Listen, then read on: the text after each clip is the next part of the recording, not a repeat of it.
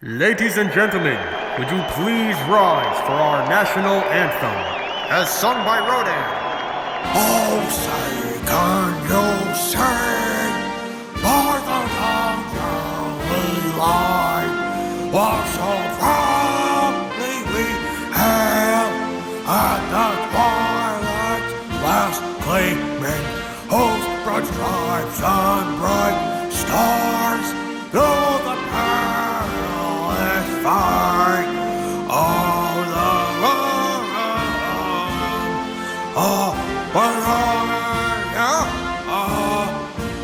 and the rockets red clear, bunch of bombs in the air,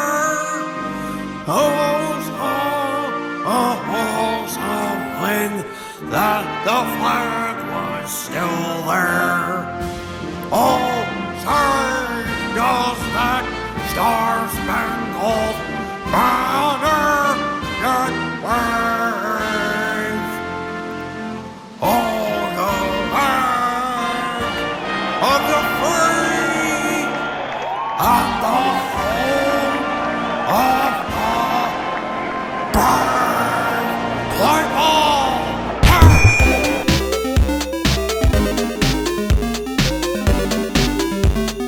Godzilla and the Toho monsters appear twice in the Compati Hero series.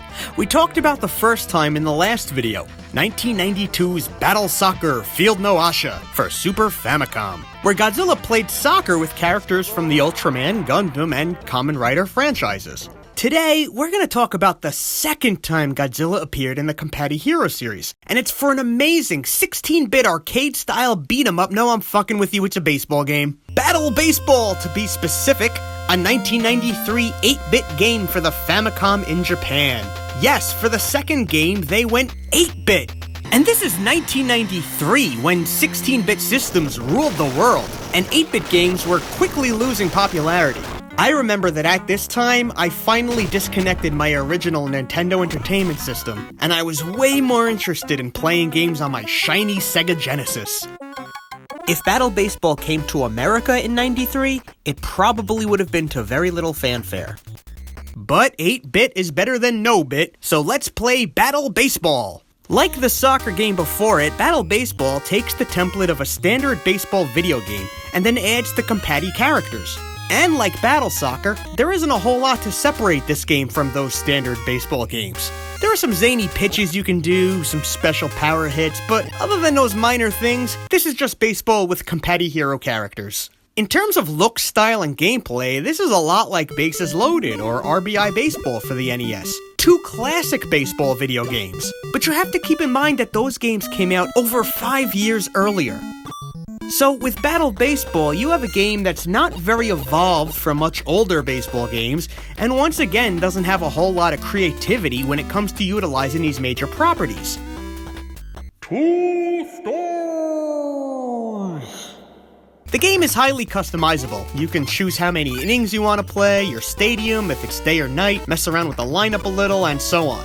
There are 8 teams in Battle Baseball. Basically, it's the heroes and villains of each of the 4 franchises. When you pick Godzilla's team, you would think you'd play his enemies like King Ghidorah, but you actually play a human army. And look, that's Dr. Serizawa pitching to King Ghidorah! Now I've seen everything, including 2 dogs fucking. This is crazy, there's Biollante playing baseball. I never thought I'd see Biollante in an 8-bit home console video game. You're out of here! Anguirus holds the bat with his right hand while his left hand rests on the ground. How does he not whack his own head here? Oh wow, I made it to first base, just like on prom night. Look, it's Manila! Back in my review for Generations on Dreamcast, I pondered if that was the only official video game where Manila is a playable character. Well, I guess this counts too. You're out of here! Dr. Serizawa pitches surprisingly well for a guy with no depth perception. The army's at bat, and holy shit, that's Makani Kong on the pitcher's mound! That's insane that he's in this game! Look at this, I got this asshole stuck between third and home. It's a good old-fashioned game of military in the middle.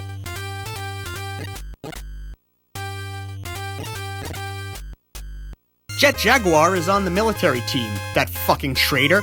Let's strike him out. Ah, god damn it. God damn it! Run faster, Hedora! Ah, these outfielders feel so slow. Run, King Ghidorah! Faster! Fly, you fool! Yeah, this game could feel slow when you're chasing the ball in the middle of the outfield. You could switch out your pitchers. Here's Mothra as a larva. You know, for 8-bit, I have to say a lot of these sprites look good.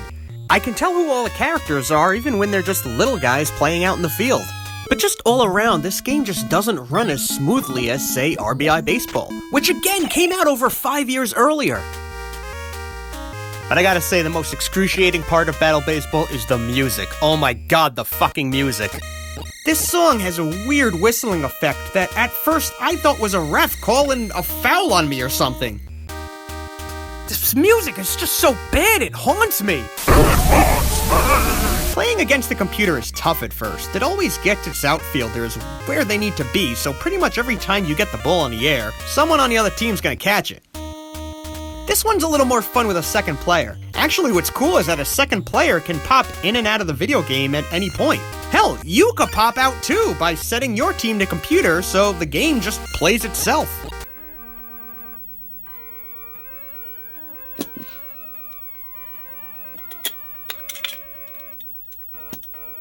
I will say this, when I played Battle Soccer, I was so bored with it that I usually couldn't even finish a complete game. With Battle Baseball, I'm able to play a whole game. There's other games I'd rather be playing, but Battle Baseball as a whole is— oh, look at that, it's going! Going! It's gone! Home run, baby! Release the dildos! Let them fly! Look, I know I didn't give this game a super high score, but I do recommend you check it out at least once for the novelty and to see these characters all on screen together. For some reason, this feels more like they're interacting with each other than Battle Soccer did. Like, it feels like Gundam really is pitching to Godzilla. Like it's a company picnic or something. And like I said, this baseball game steals its mechanics, but it steals from good 8-bit baseball games. But you know what my absolute favorite part of Battle Baseball is? This box art. I love this picture. I love seeing these four together, and they look so adorable as SD characters. I want this picture as a poster on my wall. It's so cool. And if a subpar baseball video game got me this picture, it was worth it.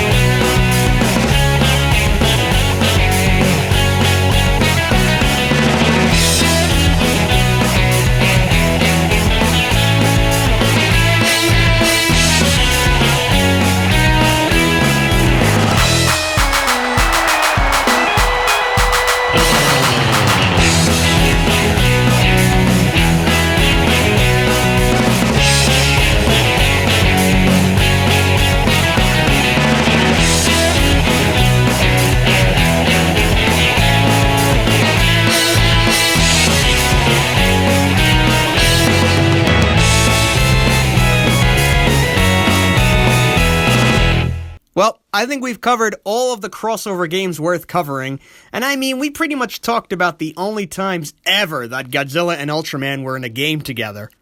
You goddamn idiot. Ah! What the hell, man? Steven from Steven's Toy Reviews? Again? How do you keep interrupting my videos? Everybody knows that last year a new game came out for the PlayStation 4 called A City Shrouded in Shadow. That had Godzilla and Ultraman, and you know what? It had Gamera, and a whole bunch more. Oh yeah, I totally forgot about that game. I've been using it to keep my table steady. You gonna review it, or what?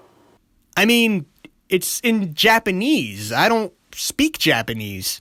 Just review the damn game. Ugh, fine. Jeez, I thought he'd be a nice guy. The fuck did you just fucking say about me, you little bitch? I said there are no mice in Shanghai. Really? Sounds like a fun place. Might have to go there one day. I fucking hate crossovers.